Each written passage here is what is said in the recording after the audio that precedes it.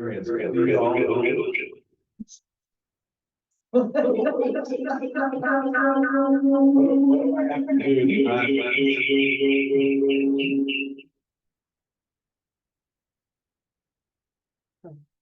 okay now? Yeah, I had to mute this. Okay, good. My name is Ken Thompson. I'm a psychiatrist in Pittsburgh and the medical director of the Pennsylvania Psychiatric Leadership Council. I'm really pleased to be able to welcome all of you here, as well as I think we've got people, online. So there you are. Hi, folks, online or wherever you are. Today we have a really, I think, a really action-packed day, totally topical. It's organized around the theme of advocacy. And this particular moment in our history is a time when advocacy really is essential. It's always essential, but we are in sort of a season of advocacy, particularly with the election coming up. How important it is to mobilize people to talk about the challenges and the issues and the solutions that they would like to see come out of government. And even to discuss what the role of government is. I think for right now, what I'd like to do though is to at least get a chance for people to know who's in the room.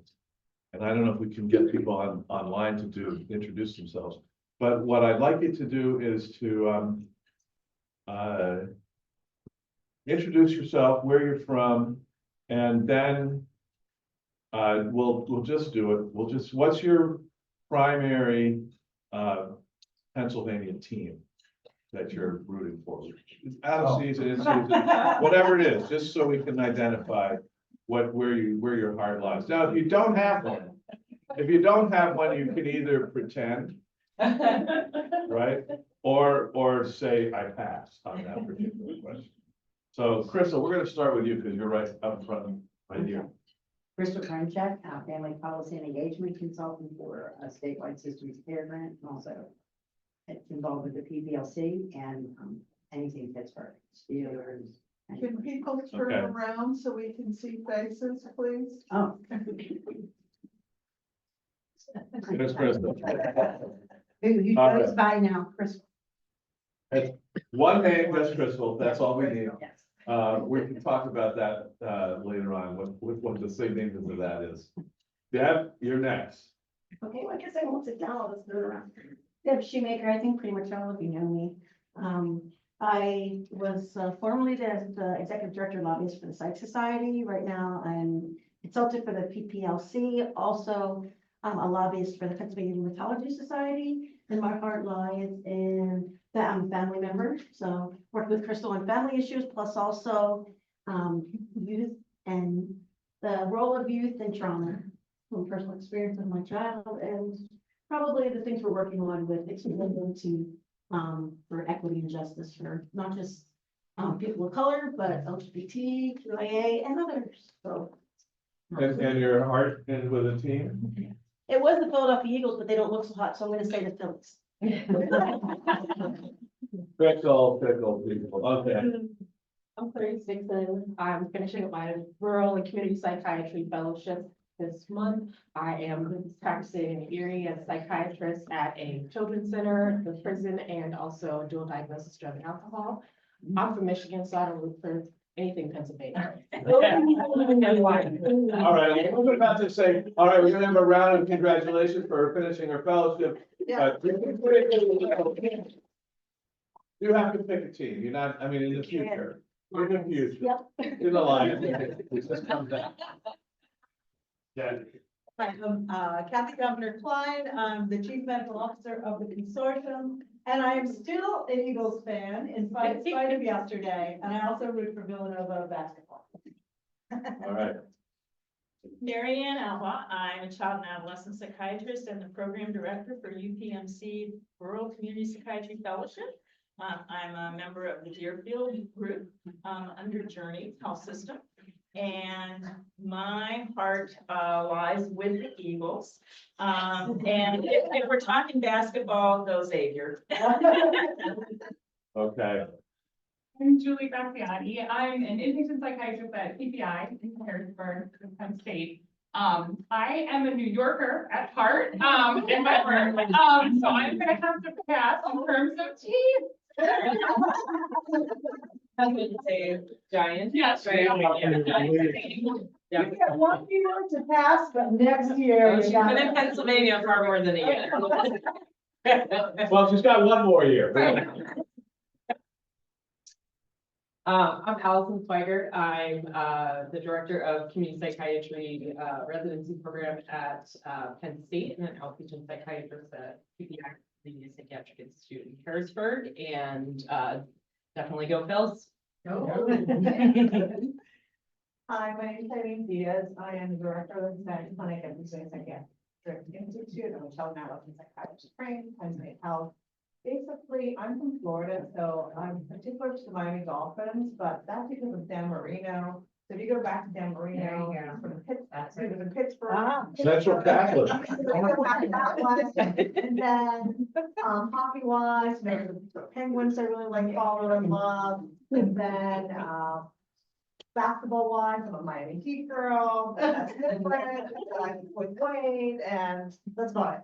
All right, terrific. Back there. Hi, I'm Kathy Doherty. I work for Penn State Health. I'm an adult psychiatrist, also Jerry Forensic. I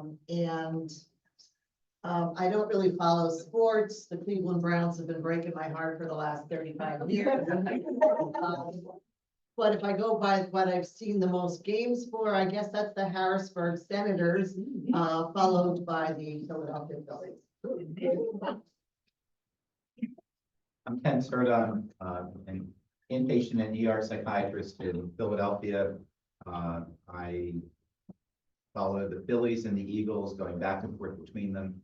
The Phillies were much better yesterday, but the Eagles will come back after those injuries are done. They will come back. Hi, I'm Elizabeth Kunkel. I'm the Chief Medical Officer at Pennsylvania Psychiatric Institute with my whole crowd here, from Penn State Health. I think I have a challenging, confused sports identity because I grew up with the Red Sox. Then I married a Pittsburgh man who believes in all things Pittsburgh, black and gold.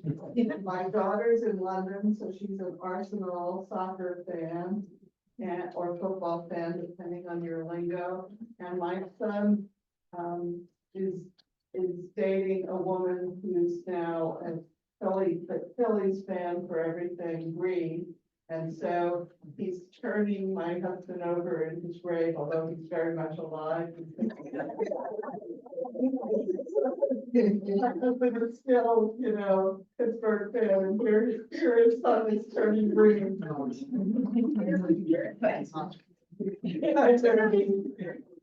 Oh, the dynamics of it all. I'm Ralph Cavanaugh. I'm the director of Oak Springs Clubhouse in Reading, Pennsylvania, and vice president of the Pennsylvania Clubhouse Coalition.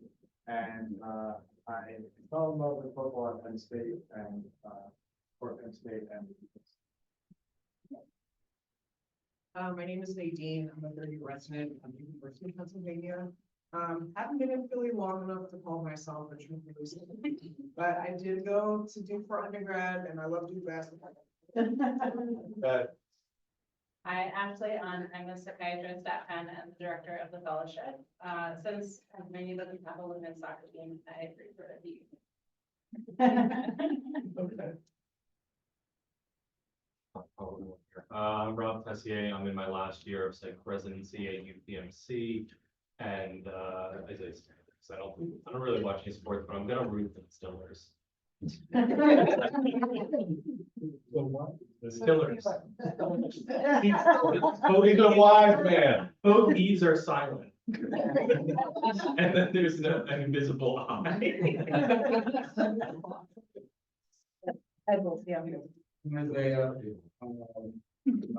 fourth year resident at UPMC, in the fellowship with Rob and Rachel. I'm a diehard Lions fan. I can't convert. I'm also like the contrarian. I like to start fights when it comes to sports. I think the urge to claim being a dual Ravens Cowboys fan. We know you're lying. You can't get us to pick up on it. And I always get Lions gear on me in my pockets. I was gonna get found out. Hi, I'm Kiko Thorwell. I'm a PGY3 at the University of Pennsylvania.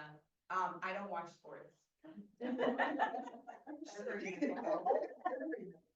Well, that's really. Everyone, my name is Pat Holiday, and I was right here at Penn. I also came out for Penn to know anything about sports, so. We've got Isaiah and 3 people that don't watch sport. You make up for all of us. Sorry, buddy. All right, Mark. Oh, Mark Berger, I'm a community psychiatrist in Pittsburgh at UPMC, psychiatrist for an ACT team, native of the Netherlands, so yeah, football is my thing. So I do root for like the Riverhounds in Pittsburgh, and then I've also been adopted, the Penguins. I'm Wes Howard, I'm the director of the Center for Public Service Psychiatry and at the University of Pittsburgh Medical Center. And I'm a lifelong Bears fan, but I'm trying to love the Steelers. Justin Fields. Yeah, all right. Yours? Oh, I'm so sorry. I'm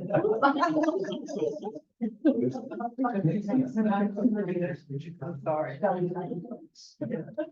Bye. Or Steve. Even I know that.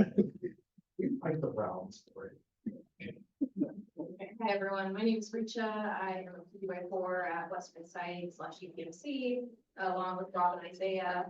I do not follow sports. I will go with the Penguins. They're the only team in Pittsburgh where I can actually name single players. It counts. Yeah, I read an article about him signing an extension of his contract.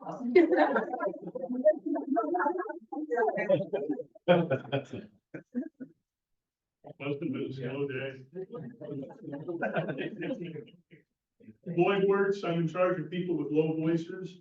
I do policy work in Pennsylvania, and a number of you have read stuff that I've written. God bless you for that. And I'm for any Pennsylvania sports team that has a record over 500. Once they go below, next. Glad to see you all here. Hi, everyone. Valerie Ferry, Executive Director for PPLC. I have dual allegiance. I was raised in Pittsburgh, so Steelers, obviously. And I've been in Philadelphia for, I think, 15, way more than, no, maybe 20 years at this point. And Phillies, so go Phils. Good morning. I am Sierra McNeil, the Director of Workforce Development and the President of NASW Pennsylvania. I forgot to mention this last night, but I actually got accepted to a fellowship with the College of Behavioral Health Leadership, and so I'm a equity grounded fellow. So really excited about that. And go Birds, Eagles, Phillies, Philly all day. Honestly, anything. No. No, the only team that I like outside of the Eagles is I do watch rugby, so the All Blacks are my team. Andrew Wigglesworth, I run the healthcare practice for Wojak Government Relations. I work for a number of people in this room. In terms of sports teams, all things Boston, although it's hard to be Red Sox and Patriots these days, but hope springs eternal for the Celtics. And We're just happy that you're suffering. Everybody in Pennsylvania, even the people who don't follow sports, are happy you're suffering. There you go. My name is Kate Fox. I work at Children First. I'm an advocate. I lead our mental health policy work, and I am a Phillies fan, and not just because they're doing well. I was there last Monday when they clinched in my Victorino jersey from like 15 years ago. So I'm a true fan. Good morning, Stan Wazowski, I'm a consultant with PPLC, native Western Pennsylvanian, so I grew up as a Steelers, Penguins, and even a Pirates fan. Yeah. Yeah. Morning, buddy. Jim Petrol, I'm a psychiatrist, a community psychiatrist in Philadelphia, and trained at Temple and then worked at the Student Counseling Center for a few years, not long after that. So I'll go with Temple Owls, particularly basketball. Oh, I gotta go too. Hi, everybody.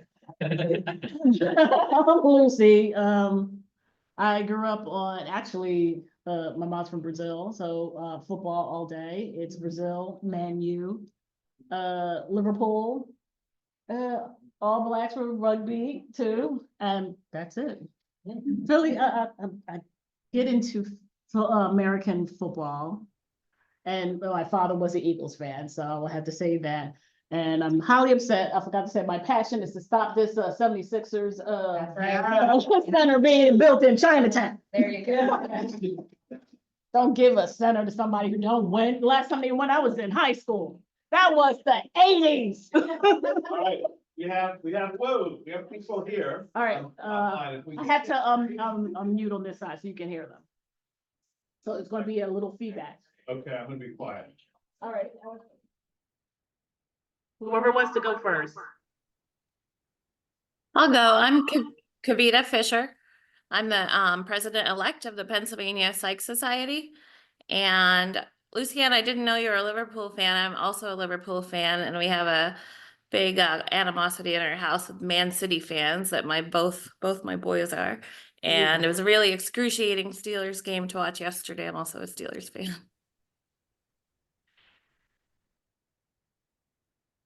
I can go next. I'm Emily Bray. I am the residency training director at Jefferson Einstein. I am an Eagles fan, but they were total trash yesterday. So I was very happy to turn that game off and watch the New York Liberty women's basketball totally trounce the Las Vegas Aces. So it was a very enjoyable to watch a good game. So wish I could be there in person and looking forward to joining in person next year.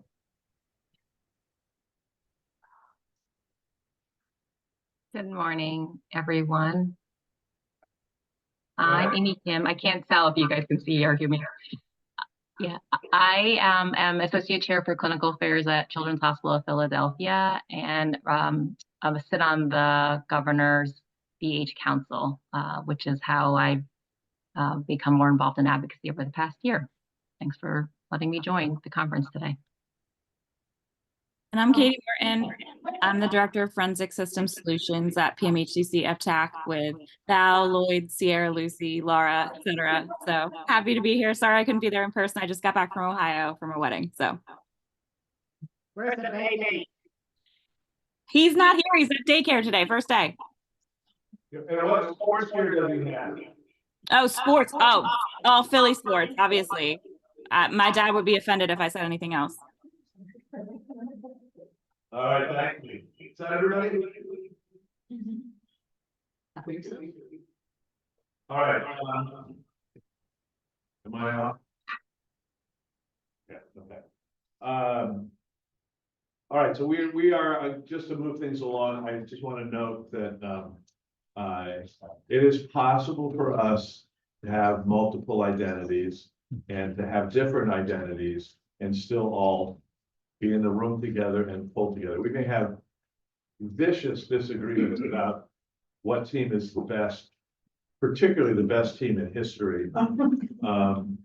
But we're not going to settle those here. We're going to settle those later on at the bar or around lunch or whatever. For right now, what we're going to do is focus on advocacy and the well-being of the people of the state of Pennsylvania.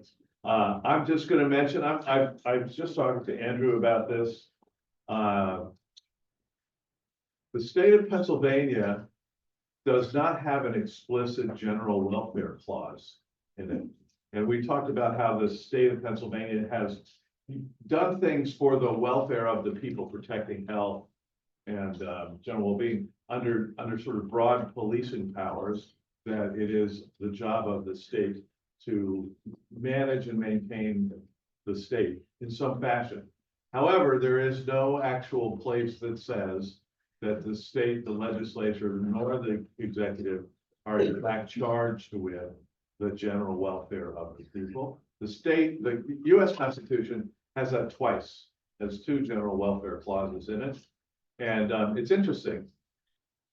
One of the challenges that we're having is getting the state to actually pay attention to the mental health conditions and circumstances in emergency that we're in right now. And I think today what we're going to have an opportunity to talk about is some ways we might help get that focus and to encourage actual action to address the challenges that are out there. So that's going to be where we're going today. And we're going to start where we should start, which is with the children.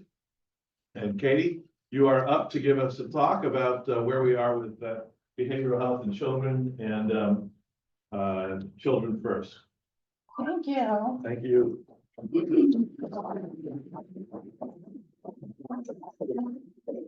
Oh, by the way, I should mention Stillage.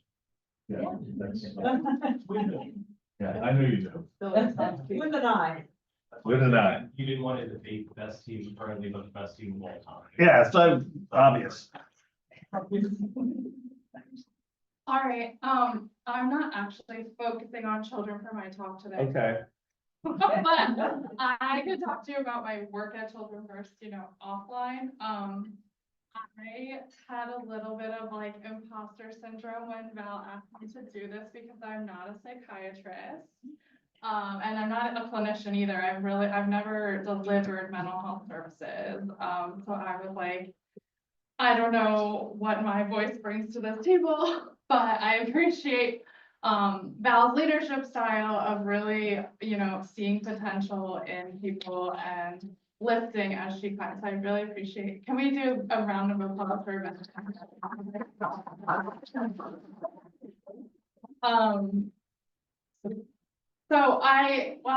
That's why I shouldn't be here, but I do have a little bit of experience of why I am fit to give this talk. I'm trained in public health, but I've dedicated my career to mental health, and I'm really passionate about merging those two systems that have often been, or fields that have been really siloed to the detriment of our work and of the people that we serve. And so I'm really passionate about like bringing public health approaches to mental health, our mental health systems, and a big focus on prevention, early intervention, and ways that we can prevent crises so that we shift from like a sick medical model system to a public health system that supports and protects health rather than responds to illness.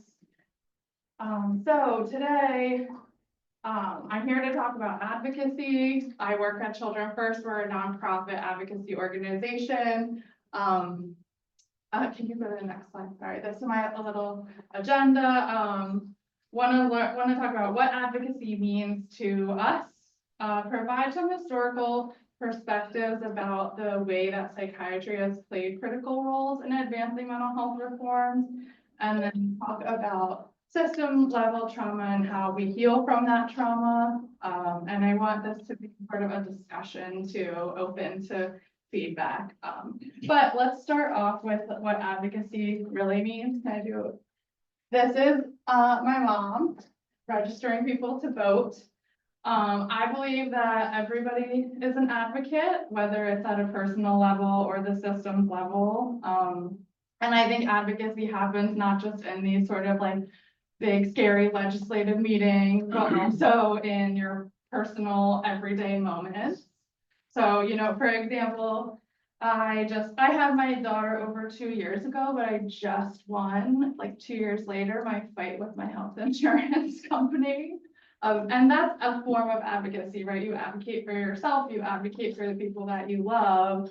But in this example, like every time that I would call Cigna and be ready for an hour-long phone conversation. I also thought about the people who don't have that resource to fight and the time or the flexibility in their jobs. And this is sort of how many people are just saddled with medical debt or any type of circumstance because they don't have the resources to fight. And that's, I think, why we're all here too, is because we know the resources that we have and we want to use them to help others. And that's a different form of advocacy too. So we fight for not only ourselves and our loved ones, but also for systemic change.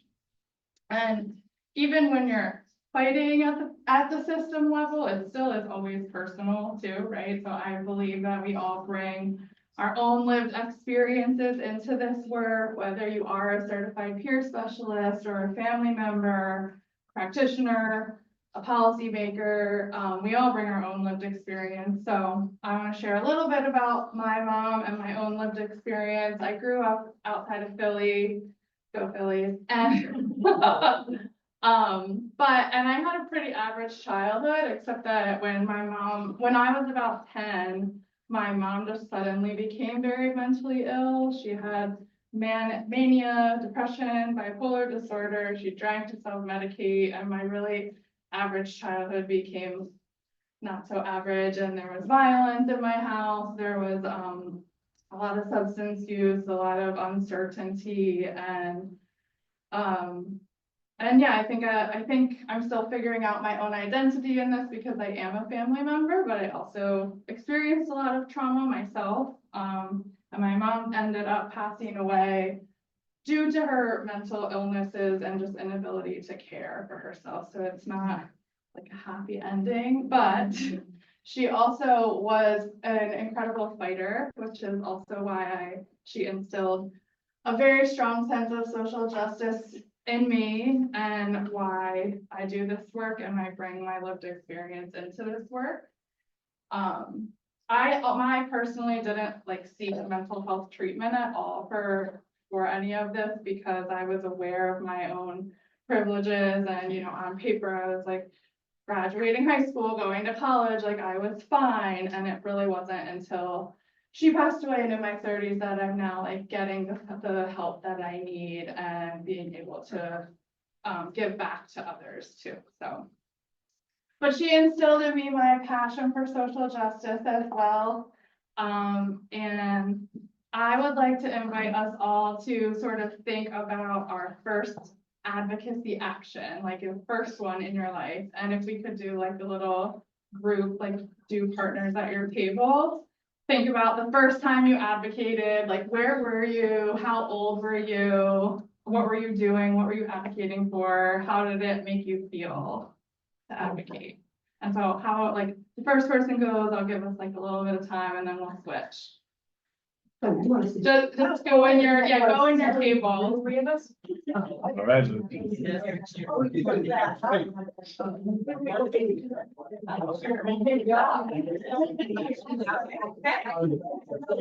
know exactly what it was. I advocated that I could get more of whatever it is, but I had to share with my brother. That I'm sure is where it started, but I think my actual first one, civil advocacy, was calling for alternate model of the Vietnam.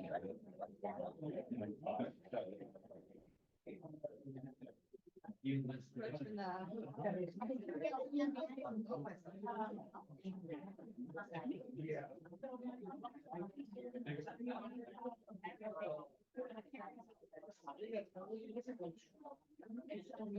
always been.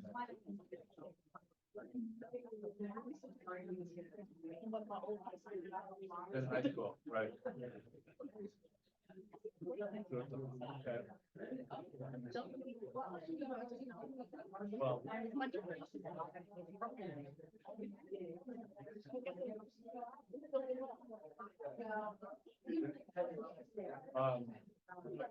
I'm trying to think about elementary.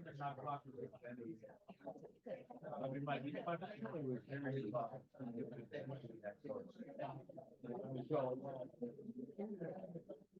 meeting. But when I actually started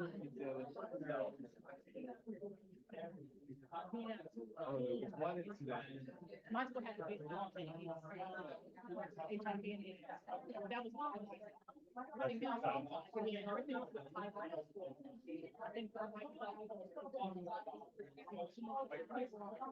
I knew. I can't believe I did this, but I actually. Students walk out. In support. In support of smoking. They wanted to close. And I didn't smoke. I was against smoking. You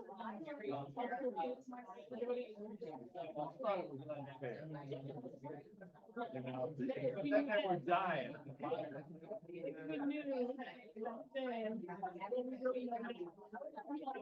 Yeah. I would have been like,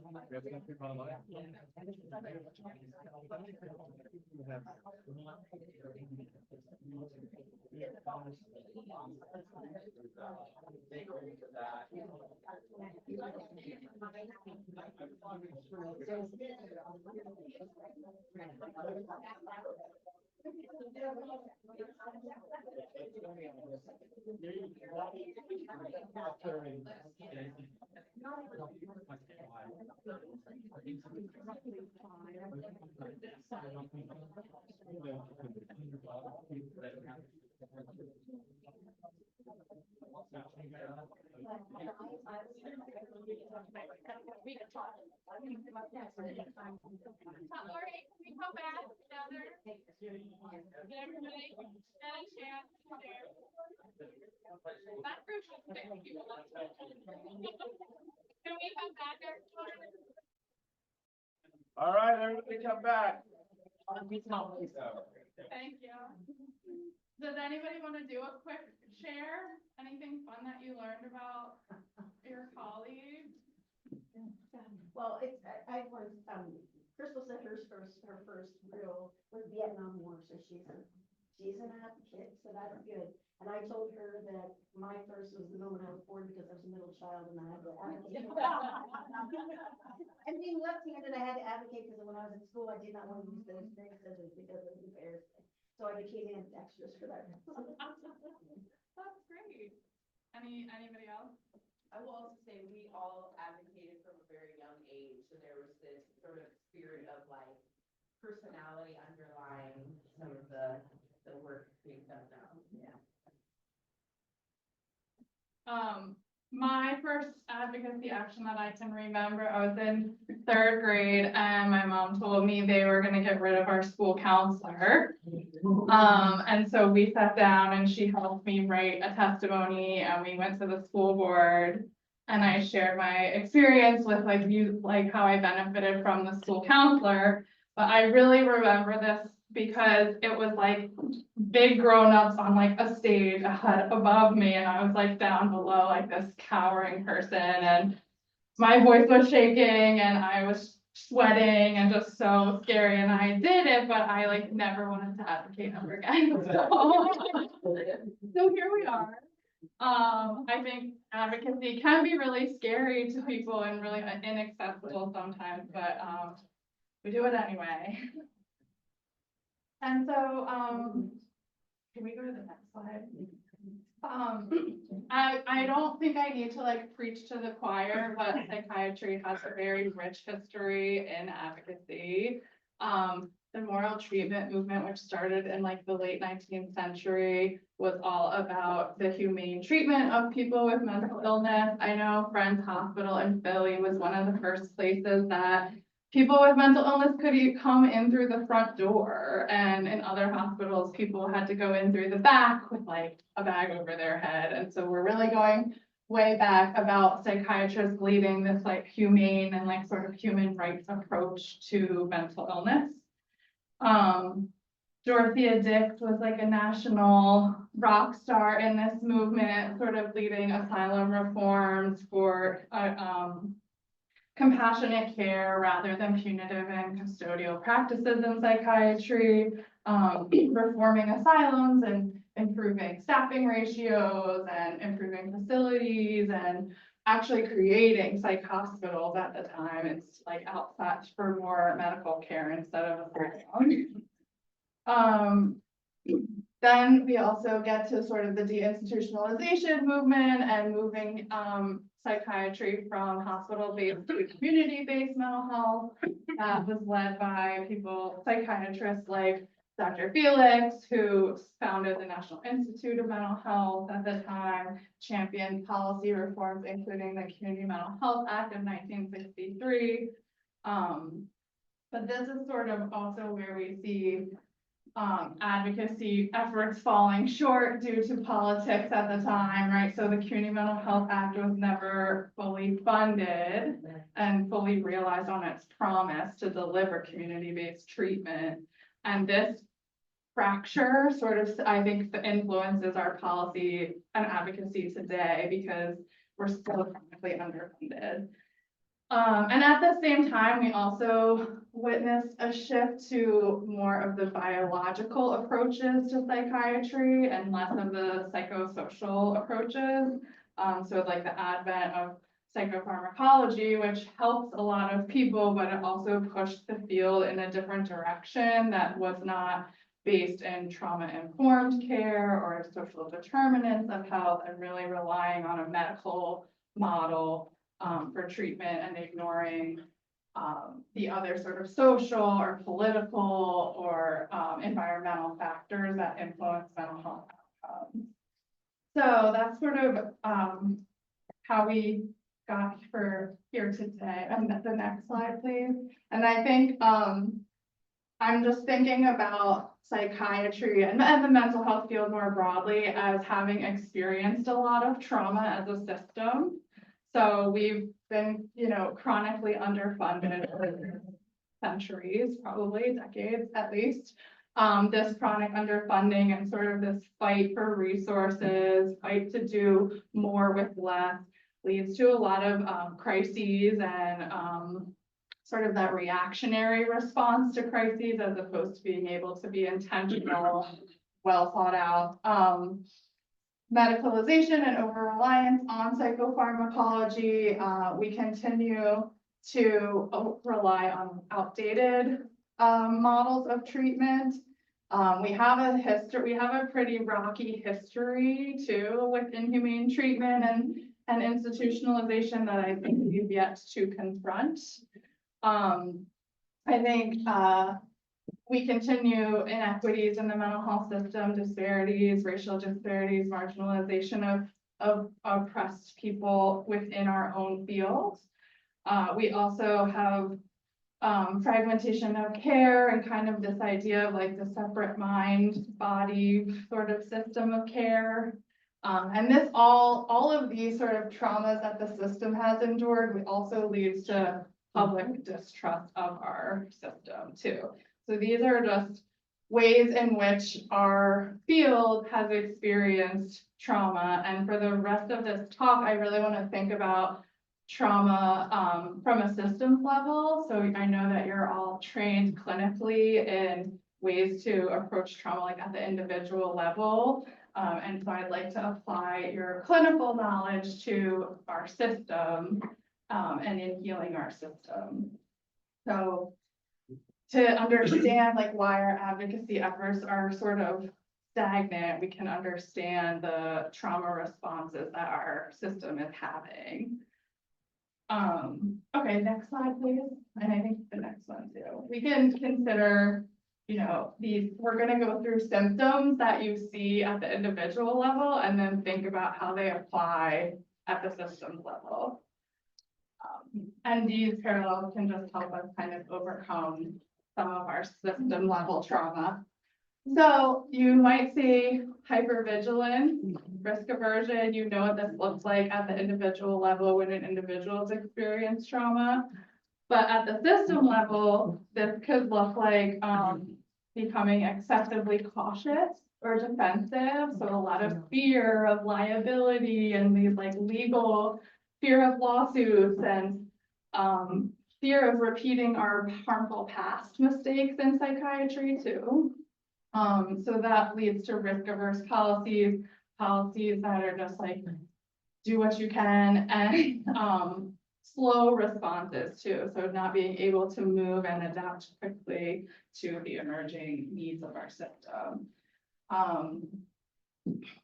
Any sort of comments, I guess, on this as a symptom of trauma and how you could see it applying at the system level?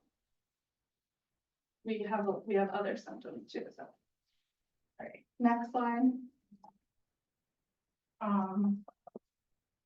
Avoidance. So I think, you know, in an individual who's experienced trauma, when people shut down, avoid addressing or confronting their own past because it's hard. The system can also do these same sort of traits of avoiding our historical failures, not confronting our past, especially within the marginalization of different groups within our field. So racial minorities, LGBT plus population, the avoidance is institutional. And it can cause, again, fear-based, causing a lack of like responsiveness and an ability to adapt. Yeah. Yeah, it strikes me as like we don't have systems of like true accountability. And I think that is something that I've noticed, like if we're talking about how on an individual level somebody has avoidant tendencies, and like we help them confront through exposures or through mediation, family therapy, whatever have you, and repair. And so a lot of times where I find it feels like really easy to blame like this like kind of autonomously functioning system on the marginalization of people, and it really strikes me as like we had methods of like accountability at a systemic level, then it would be much easier. And there's like representations of that around the world where large scale accountability has happened. So I just think that's really interesting. Thank you. Yeah, I'd like to hear about the other models, and that because after we go through the symptoms, I also have ideas too, and so we could add that. Yeah, there's like repair, reconciliation, that kind of. So apathy, which I think is another thing you're describing at the system level, is this also like bureaucratic inertia of like you're stuck maintaining the status quo because you just think that's the way it is, that's the best we can do. And this is really driven by like overregulation and underfunding.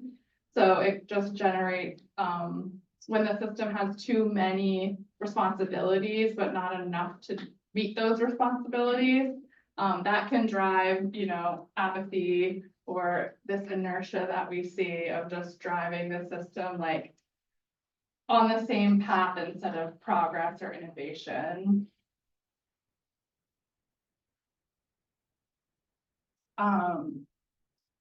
Institutional, so again, negative cognition, or at the system level, we could call it, we can go to the next slide, sorry, and then the next one.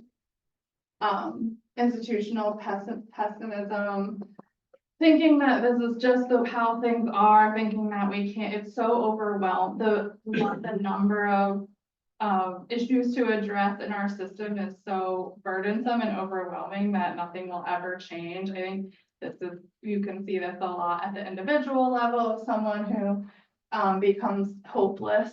And I think we feel that in our system too, in advocacy efforts sometimes. It's like, well, if we're not gonna get this like big progress change, we might as well not even start with the incremental change. And again, this is all caused by our own systemic traumas of like underfunding, and excuse me, and like all of the stigma that we've endured as a system. But this mindset of like pessimism just makes it so that even small improvements are seen as the best possible outcome, and we kind of, stop there instead of reaching for a larger vision of transformation. Next slide. Self-destructive behavior. So this is, clear when it's at the individual level what self-destructive behaviors look like. But in system level trauma responses, that could look like continuation of harmful practices. So continuation of reliance on outdated treatment models, inability to sort of adapt and adjust to new approaches, punitive approaches to care. I think we're seeing this self-destructive behavior in our shift to like incarceration and sort of like building this mental health system outside of the community-based mental health system. That's a really just self-destructive behavior to our mental health system. All right, next slide. And then, of course, with the work with all of our workforce issues that we talked about last night too. Secondary traumatic stress and burnout, which is a product at the individual level, but it's also a product at the systems level. Just repeated exposure to crisis after crisis after crisis at the system level can also cause stakeholders to disengage and to feel overwhelmed and to feel this sense of like system burnout.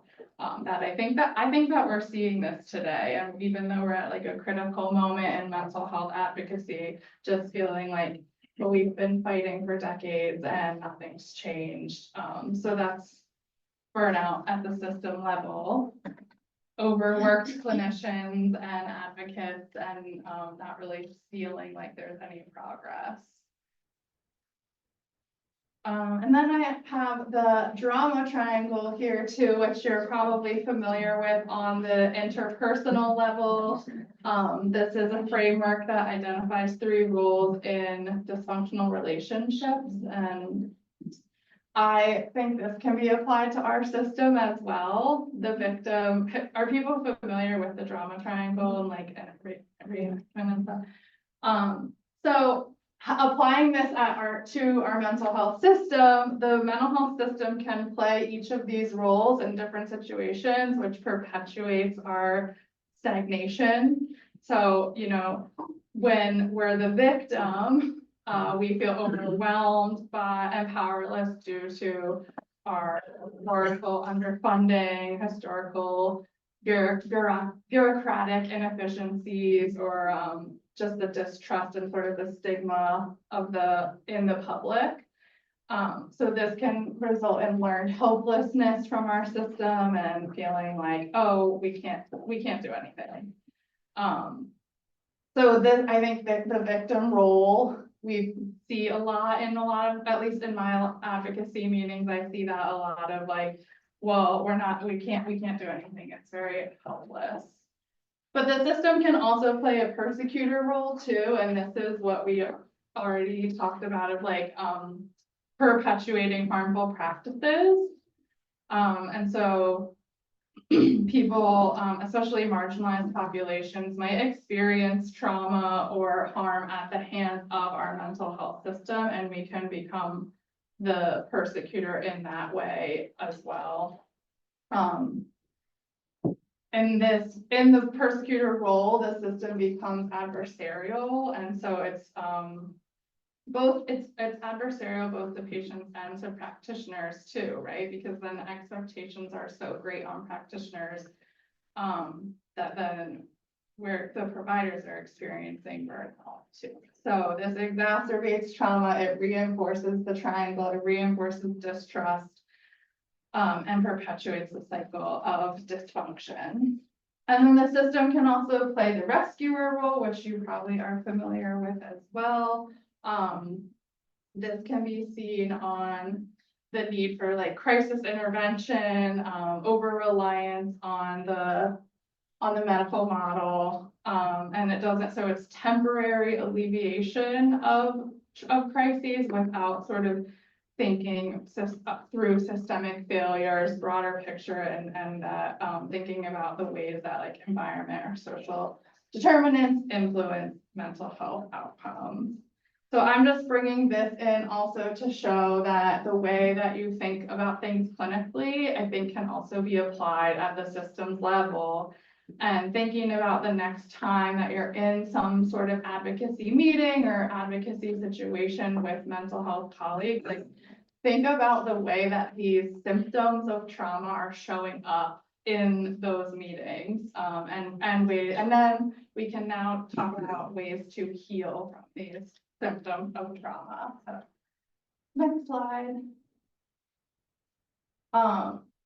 So we know people who've experienced trauma can heal. That's our role in the system, right? And so I think the system itself can heal also from the traumas and these symptoms that we're exhibiting. The first, it requires a multifaceted approach. The first, I think, next slide. The first step in this is really the acknowledgement of historical failures and traumas. So recognition and transparency in the mental health system that recognizes the abuse that occurred in our past, the continued marginalization of vulnerable populations, the continued stigmatization of vulnerable populations, and just being open and transparent about our history. This also relates to reconciliation efforts that can look like reparations or policies aimed at rectifying previous harms. But really, like, I think truth-telling initiatives, sort of lived experience, the psychiatric survivor idea of sharing experiences, and this helps foster healing between like patients and institutions and policymakers.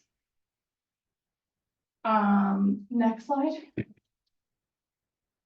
The paradigm shift towards trauma-informed care, which has been going, I think, for some time, but not fully realized its potential yet. So we need to keep that going. The trauma-informed approach is different from the medical approach because it recognizes the social and environmental influences that bring someone into your, patient in front of you. Understanding like the impact of trauma and adversity and both at the personal level and also at the systemic level of like the trauma of racism, the trauma of poverty, trauma of community violence. These things all play a role in mental health outcomes that we need to bring into our practice instead of ignoring and kind of trying to just like fix the symptoms that are presenting in front of us. Next slide. So my address structural inequities. Oh, wait, which one are we on? We could do the Democratic one. My mentor is Sandy Bloom, and she likes to say democracy is the antidote to trauma. So how do we build a democratic culture in our mental health system? Democracy, principles of democracy are, again, transparency, accountability, and collaboration. And so I think really building out an interdisciplinary collaborative model for care across sectors and also with patients. So patient-centered care, trauma-informed care, and then integration of care across systems, across professions, even within the mental health system. So with social workers, with peer support workers, with psychiatrists, just the system can't rely on a singular approach to addressing mental health. We need a multifaceted approach. We need all hands on deck, and building a democratic culture within our system. Addressing structural inequities. So again, we've historically marginalized minority groups. There's different cultural needs that have to be addressed within our practices, and we have to work actively to dismantle these barriers to care for different populations. That could include anything from like diversity within the workforce to the diversity within the models of treatment that are provided and culturally relevant care. But just making sure that there's inclusion at every level of the system, whether it is in policy making, whether it's in program development, and whether it's like in the patient psychiatrist relation, the therapeutic relationship.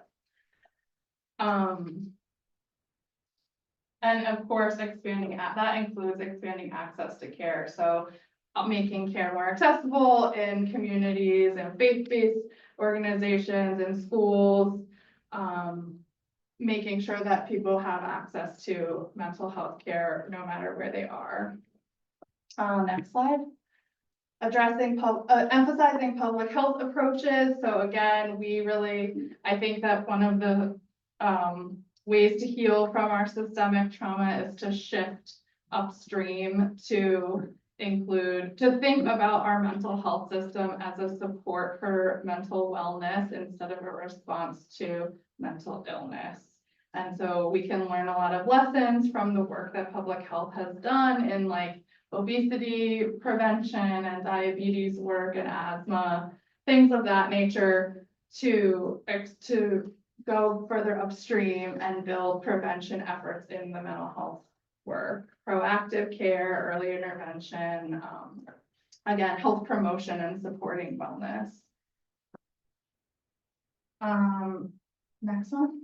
Reimagine mental health leadership. So I think this goes to some of the political climate too. We can't shy away from politics, as I think maybe we could a couple administrations ago, but we can't shy away anymore.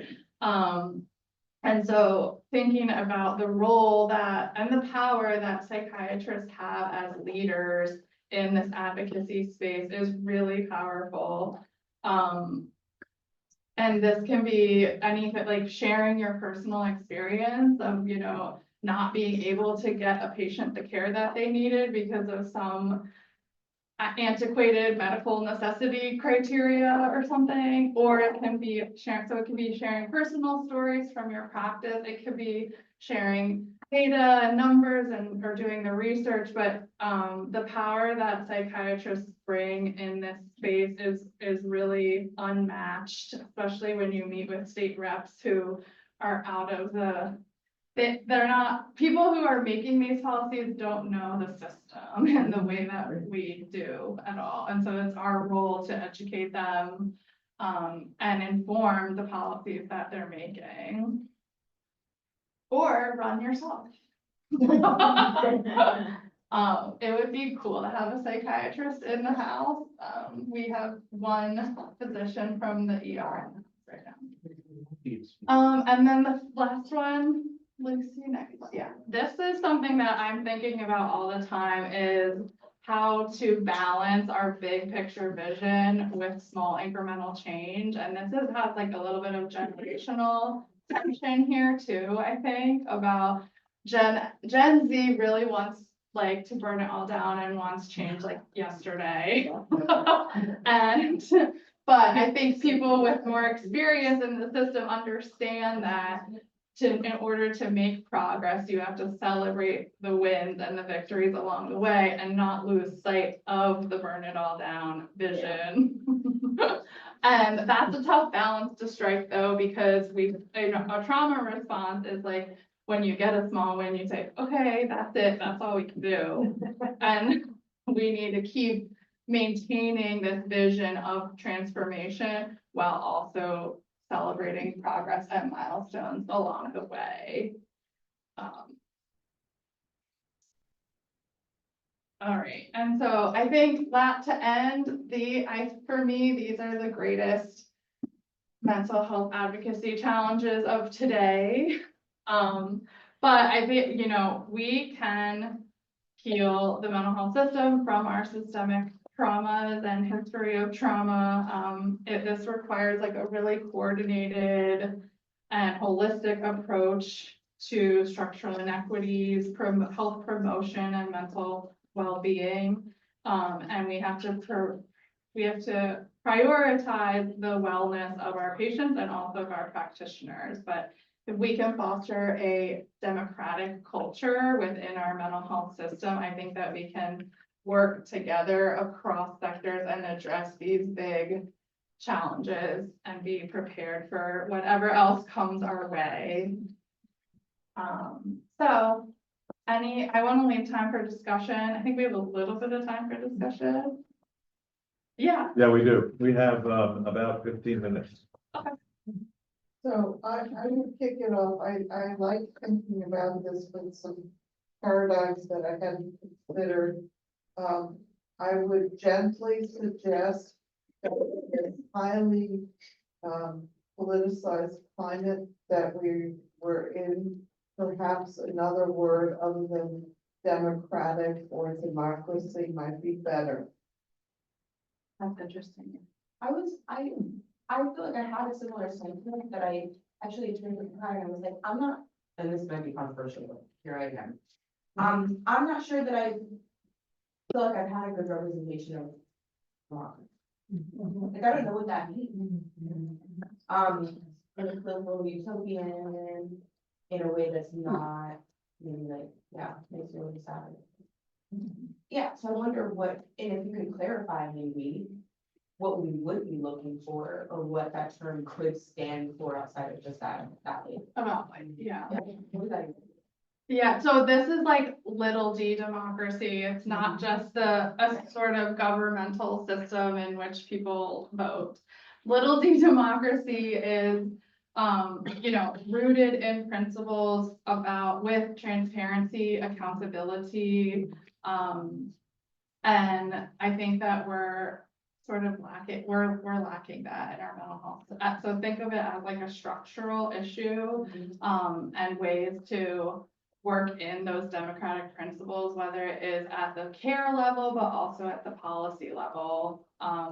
Policies about transparency, policies around accountability for the system itself.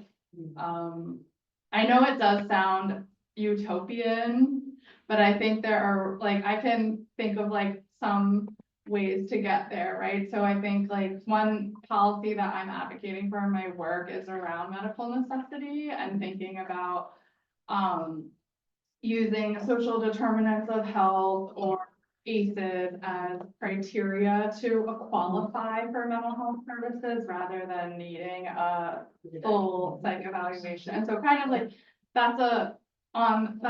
hopefully that's like a tangible way to demonstrate the democracy, right? Because if I'm a patient and I'm saying I need services, why don't we believe me? Why can't? And so does that help clarify a little bit? Yeah. Well, I think, and it's just and I'm taking off my government relations hat, I'm putting on my family/other hat, is with having two teenagers /20-year-olds in my house. I think what's difficult from their generation, and it's getting worse, is like my son got the second time he didn't vote.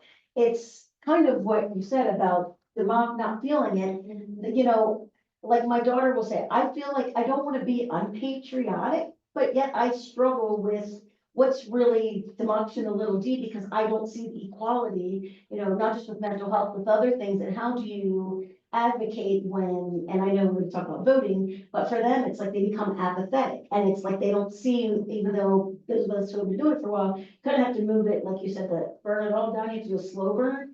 But we do a slow burn for 50 years, but it's how do you kind of invigorate transitional age who are the future of this situation without them being pessimistic or figuring, it's not gonna work. Yeah, part of the issue is, I think, when we talk about democracy, we need to be very specific about what our democracy is, because not all democracies are equal, they function differently. So how does that look in a democratic republic? And I don't know that we've done a good job explaining that to ourselves, I want to argue. And the other thing is when you said, about corporation, what we need is really, controlled capitalism. Not to eliminate it, but how do we regulate and control that so it works for the benefit of us as opposed to the benefit of a small number? So, yeah. So just a couple things. First, I really think we are traumatized. I think that's 100% correct. And I don't think, frankly, it's just the mental health system. I think the whole nation has been traumatized in its history. And I actually hear in some of the discussion about what is democracy and what word do we use, I hear some of that trauma being expressed, the fear and anxieties about it.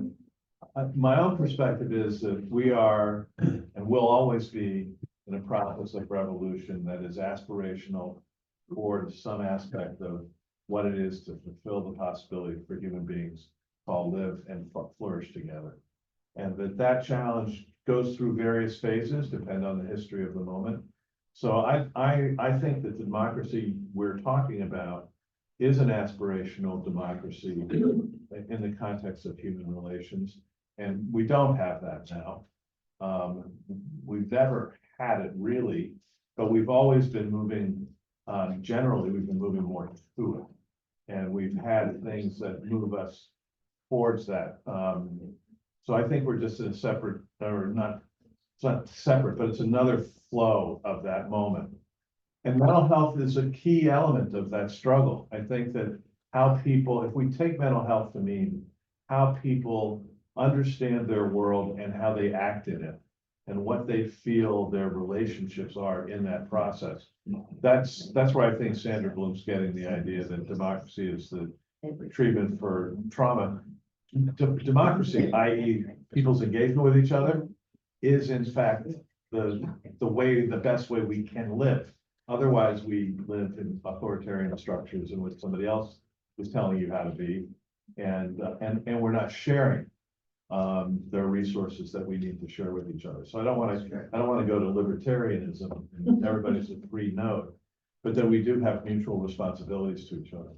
So I think this is really, really helpful way for us to think and to analyze how it is that we respond to the challenges that we have in front of us and hold us accountable to those things that actually move our society towards greater participation, greater voice, greater capacity for inclusion, greater ability for the determination of what the future looks like by all of us. That I think is really a critical criteria for what we should be looking for in our advocacy. So I really appreciated frameworking this because I hadn't really put the two side by side recently in thinking this way.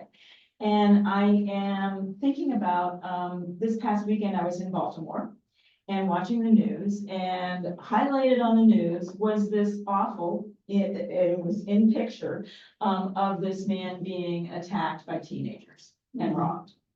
And the outrage of the community that the 15-year-old was returned to the guardian and not punished. So I'm thinking of this triangle, and I was distressed because you and I have had these conversations around prevention and early intervention, and I'm thinking, can we go, like, okay, that's just one part of the big system picture, and people are fearful, and understandably so, to watch this unfold, that no one should be treated like this. And yet, what are we doing for those earlier years up to this child's 15th birthday? What has happened in that neighborhood of that child? and their family, and how do we understand the bigger pictures and where, what might we intervene? So that triangle of persecutor, victim, rescuer, and all of these people playing these parts, and yet not great solutions right now, lots of blame and fear. Let's segue on what you're saying, basically. So we have a drama triangle. So we take that, and there now is what we call the pharma dynamic, it's that kind of framework, look at kind of the victim being kind of the creator. How are we able to create opportunities, let's say at the systemic level, for that change to occur? The coaching part, the challenging part also plays into that. How are we able to challenge the system ourselves? Also looking at leadership, actually making those challenges and changes at that level. And for the, you know, all together, like place together, like the coaching that occurs, trying to figure out like, how are we able to make those comparisons with inflation stuff? So if I think if we take that and put it in that framework, we're able to make that change. What framework was that? The TED, it's the same kind of like solution-based kind of drama triangle, are able to kind of find solutions with the drama triangle, called the empowerment dynamic. Empowerment dynamic. Called the empowerment dynamic. The empowerment dynamic. There's no drama to it. The only reason I know that is because I went to workshop. It's called No Drama for the Law. Yeah, I want to bring us back to something that, because we kind of segued, but I want to bring us back to something that we were talking about earlier, as far as like democracy and what exactly does that mean? So I was, again, at a student symposium, and someone had asked me about like, how do you get policy passed? And that sent me on a tangent. I had a whole whiteboard, and you know, I kind of did my thing, and what I realized is that no one is teaching us those things anymore. Like, I think we all grew up with how the video, right, the Capitol Hill video.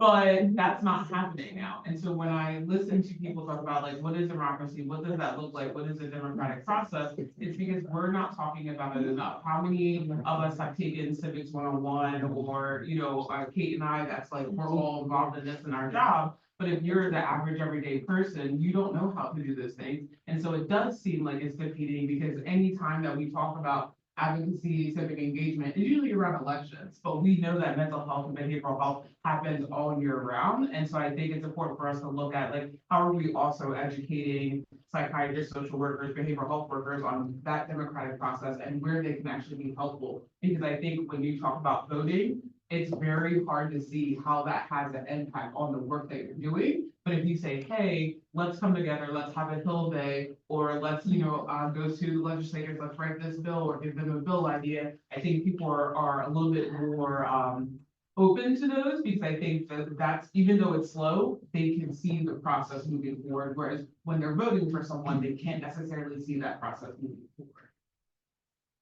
I'm saying yes, like I'm the person. Yeah. Are you? I just want to piggyback off what you're saying, because I feel like community engagement and involvement is like a really crucial sort of step to filling that even a little D democracy. And there's like a party for socialism and liberation in the United States, headed by Claudia and Karina, who are very independent.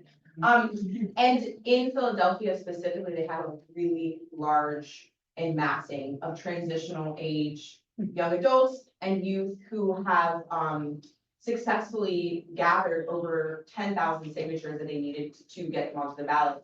And they're really involved in a lot of organizing that's done around the community, both for marginalized people and for small and like middle and low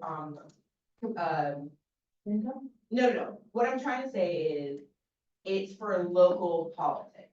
Right. So they're engaged in a lot of community level local politics, the ones that like we don't learn about in school, the ones that like you have to go within the community to learn about. And so I feel like a lot of youth are leaning towards third party voting from a basis of like they want to see these things happening in their communities.